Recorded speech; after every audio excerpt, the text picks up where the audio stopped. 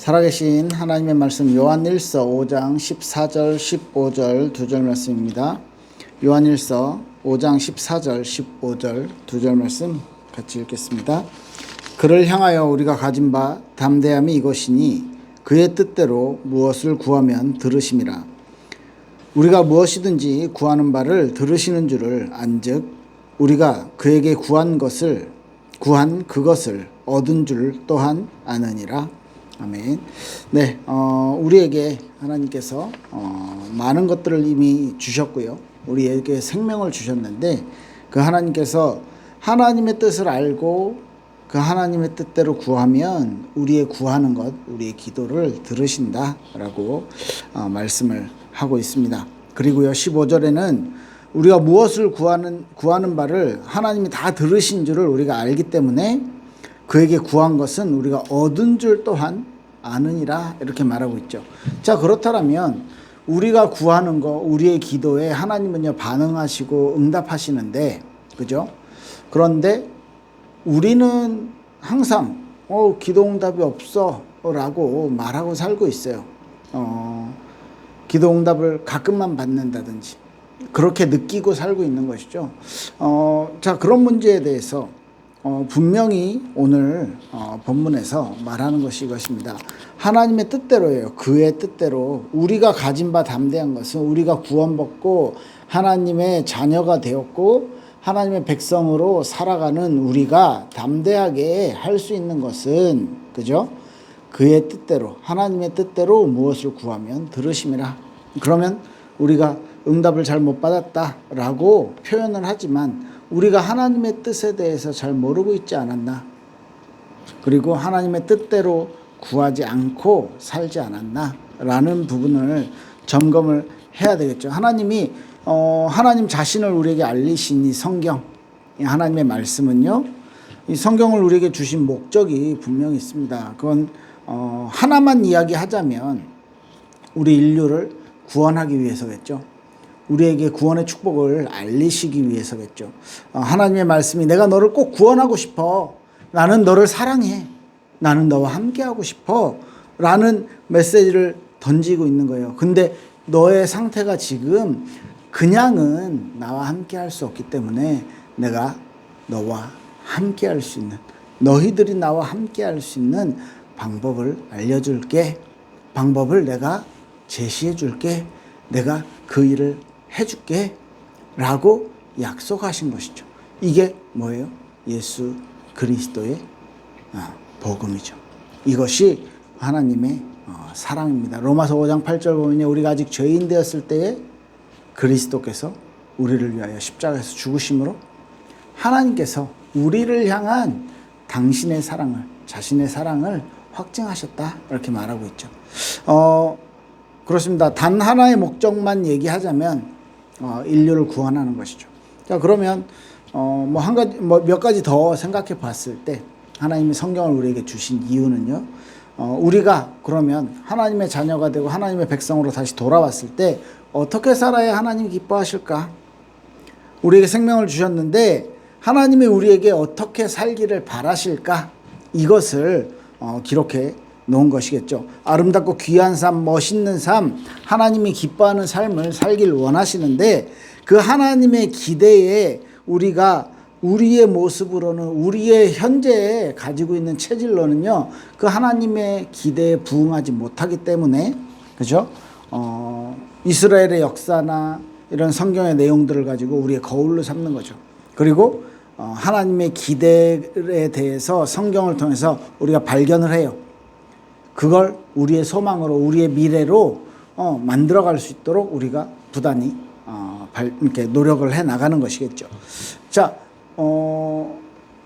우리를 구원하시고 구원받은 하나님의 백성들이 어떻게 살기를 원하시는지 성경에 알려주고 있습니다. 그리고요, 우리가 죄인임을 확실하게 알려주시고 우리가 죄를 갖고 있기 때문에 천국에 생명을 얻고 천국에 갈 수가 없는 상태인 거죠. 그래서 하나님이요 우리한테 야, 너 내 도움이 필요하지 않냐? 아까 구원에 대한 얘기죠. 우리를요, 야, 너네가 죄인이야. 너네는 이렇게 잘못했어. 라는 것을 알리시는데 우리를 정죄하고 우리를요 이게 코너로 몰아가기 위해서가 아니라, 야 너가 스스로 할 수 없잖아, 너가 지금 그런 상태잖아, 그래서 내가 너를 도와줄게 라는 메시지를, 사랑의 메시지를 던지고 있는 것이죠. 이게 성경의 목적이에요. 그리고 우리에게 믿음의 확신도 주고요, 하나님과 함께하는 삶, 어떤 영적인 삶에 대한 그런 기쁨, 그런 풍성한 그런 삶들을 우리가 살아갈 수 있도록 도와주고 있는 것이죠. 이게 성경의 주된 내용입니다. 그래서 우리의 육신적인 삶이라든지 우리의 어떤 물질적인 거나 뭐 이런 어떤 정신적인 거나 이런 모든 것들 플러스 영적인 부분에까지 같이 말씀을 성경을 통해서 이 영적인 세계를 알아가고 하나님의 뜻을 알아간다는 것이죠. 그렇게 하나님은요 예수님을 뭐 어떤 의미에서 다른 뭐 표현상 다르겠지만 하나님 자신이 우리를 위해서 희생하시고 우리를 위해서 그 십자가의 아픔을 견디시고 그리고 우리에게 그 십자가를 통한 구원의 축복을 허락하신 것입니다. 그런데 인간은요 이 죄로 인한 죄의 본성이 아직 그대로 남아 있어요. 그러면은 구원이 완전한 거 아니에요? 이렇게 말할 수 있는데 아니요, 그렇지 않습니다. 우리가 천국 갈 때 완전하게 우리가 천국에 갈 수 있는 몸으로 바뀌는 것이고요. 지금 이 땅에서는 우리의 죄의 본성을 그대로 갖고 있지만 하나님은 우리가 예수 그리스도의 그 의를 덮어쓰고 있는 예수 그리스도로 옷 입은 우리를 보시고 예수 그리스도의 의를 보시고 우리를 함께 예수님과 함께 우리를 거룩하다, 우리를 의롭다라고 깨끗하다라고 해주시는 거죠. 그래서 자 우리는 그러면 자 내가 죄인이라는 것을 알고 내가 회개하고 내가 이제는 결단하고 결심하고 이제는 내가 새롭게 살 겁니다. 과거를 청산하고 이제는 잘해볼 거예요 라고 이제 이야기하고 이게 우리의 결단이라든지 우리의 어떤 노력이라든지 이런 걸로는요 우리의 근본적인 부분이 바뀌지 않는 것이라서 안 되는 거예요. 예를 들면 나무에서요 겨울 동안에 나무가 말라 있어요. 다 이렇게 잎이 하나도 없이 말라 있다가 이제 봄이 되면요 새싹이 튀어납니다. 이 새싹은요 처음 나오는 거예요. 이 세상에 그 아주 순수한 새싹이죠. 그런데 그 새싹이 나는 이 세상에 가장 순수하게 새롭게 태어났어 라고 이야기하지만 그 새싹이 영향을 받고 수분과 양분을 공급받는 것이 어디예요? 원래 있었던 나무, 그 나무의 뿌리에서 영향을 받고 그대로 받고 있는 거잖아요.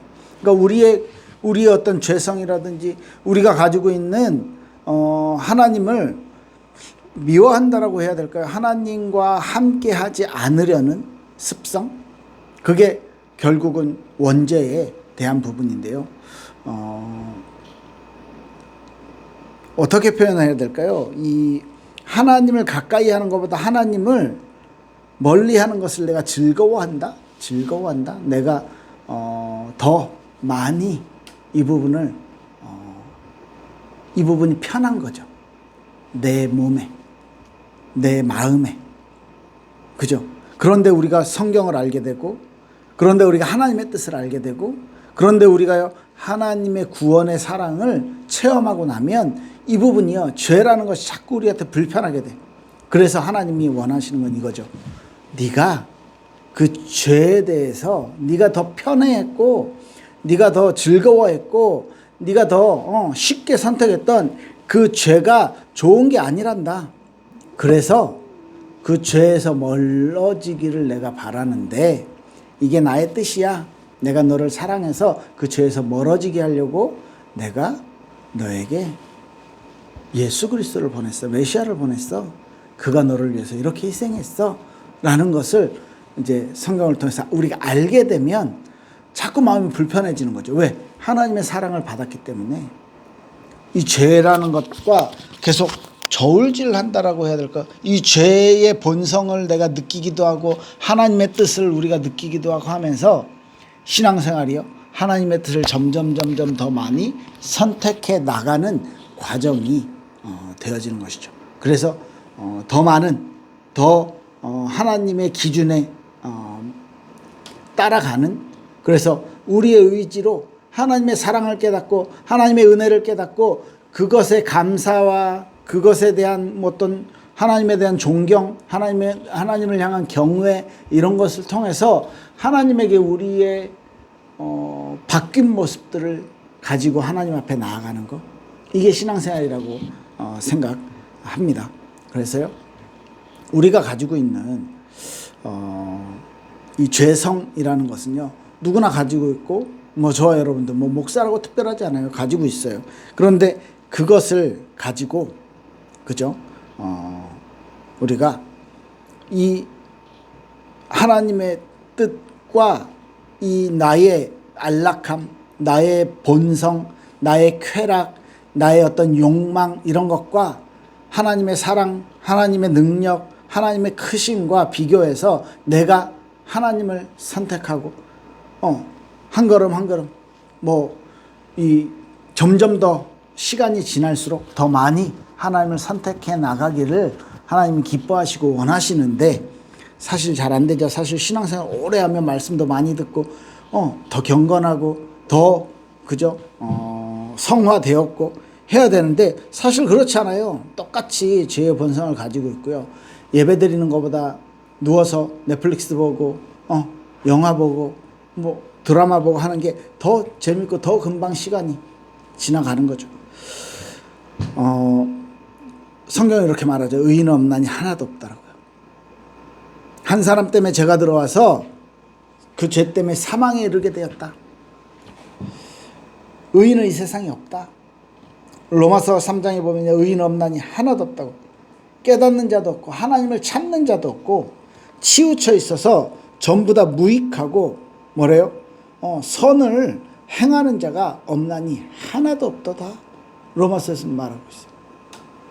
우리의 삶이랑 우리의 주변의 삶이랑 너무 비슷한 거죠. 너무 맞는 말이죠. 인간은 모두 하나님의 사랑과 하나님의 능력이 필요한, 용서가 필요한 죄인입니다. 그러면 저와 여러분은요, 이 죄의 영향에서 자유로워지고, 그러니까 자유로우십니까? 여러분은요, 죄에 있어서 자유롭게 내가 내 의지와 내가 가지고 있는 사상과 내가 가지고 있는 하나님에 대한 사랑 때문에 나는 죄를 과감하게 전혀 자유롭게 죄를 안 짓고 살 수 있어. 죄에 대해 자유롭다는 얘기가 그거죠. 그 전에는요, 죄에 묶여 있고 죄의 본성에 묶여 있고 죄의 종노릇 하는 상태에서는 죄에 대해 자유롭지가 못해요. 왜? 그게 나의 삶이 됐고 그게 나의 당연한 일과가 되어 있기 때문에. 그런데 의의 종이 되어서 하나님의 사랑에 빚진 자가 되어서 이제는 죄에서 자유로워질 수 있게 된 거예요. 왜? 내가 죄라는 것을 알고 이거 하나님 기뻐하시지 않는다는 것을 알고 이제는 내가 선택하는 거죠. 이거 아니구나. 이거 안 해야 되겠구나 라고. 그걸 하나님이 우리에게 원하셔서 성경을 알려주신 거예요. 그런 하나님의 뜻들을 우리가 알아간다면 우리가 하나님께 기도하는데 이렇게 지금까지 우리가 하는 기도처럼 하나님 이거 주세요, 저거 주세요. 하나님한테 무슨 청구서 냅니까? 하나님 이거 필요합니다, 저거 필요합니다. 아니, 세상에서 다른 종교하고 똑같은 그런 기도를 하면 안 되잖아요. 우리는 하나님의 자녀이기 때문에. 하나님이 그냥 우리를 도와주는 수호신이 아니라 창조주이시기 때문에. 그죠? 옳고 그름도, 응답의 방법도, 응답의 시기도 내가 다 정해놓고 하나님 요거 해주세요 이렇게 말하는데, 기도로는 대화라 그러는데 하나님한테 대화하는 거예요. 예를 들면요, 우리 아이들이 학교에서 이거 해야 됩니다, 저거 해야 됩니다 라는 적혀있는 종이를 가지고 딱 내밀어. 그리고 가요. 이거 주세요. 그런데 그것을 받은 엄마 아빠가 그 아이의 필요는 알겠지. 이런 게 필요하구나, 이걸 해줘야 되겠구나 라는 건 알겠지. 근데 그 아이와 충분히 대화하고 교제했다라고 느낄까요? 그렇지 않겠죠. 그죠? 우리가 충분히 하나님과 대화한다는 것은, 우리가 충분히 하나님과 교제한다는 것은 다른 이야기겠죠. 어떻게 해요? 하나님의 뜻을 알아야지만 할 수 있는 거예요.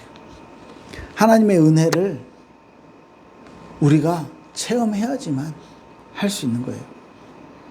신명기 4장 7절을 보면 아주 중요한 이야기를 하고 있어요. 우리 하나님 여호와께서 우리가 그에게 기도할 때마다 우리에게 가까이 하신 같이 그 신이 가까이 함을 얻은 큰 나라가 어디 있냐? 우리가 기도하면 하나님이 우리와 가까이 해주시고 우리와 함께 해주시고 우리에게 임재하시는 거예요. 그런데 우리는 하나님 이거 주세요, 저거 주세요. 물론 일용할 양식을 구하라고도 했는데 주기도문만 봐도 하나님께 영광 돌리고 하나님의 이름을 찬양하고 하나님의 나라가 임하는 거, 우리가 내가 필요한 거 주세요가 아니고 일용할 양식 주세요 말고 뭐 있어요? 아무것도 없잖아. 우리가 죄에서 이길 수 있게 해달라고, 사단의 공격에서 유혹에서 이길 수 있게 해달라고, 그 기도밖에 없어요. 하나님 찬양하고 하나님께 합당한 영광과 그 이름에 걸맞는 영광을 돌려드리고, 그러면 우리에게 진짜 우리가 고지서를 하나님께 제출하는 그런 기도가 아니라 우리의 실수죠. 그건 우리가 어린아이의 신앙 같은 거죠. 여러분들의 기도는 어떻습니까? 여러분들의 기도는 일방적이지 않습니까? 하나님의 음성을 듣는 기도도 있어요. 하나님과 대화하는 기도, 하나님의 뜻을 아는 거. 그래서 오늘 제목이 약속을 통한, 말씀을 통한 기도. 하나님의 약속을 알고, 그래서 성경 얘기를 한 거예요. 왜 우리에게 이 성경을 썼냐?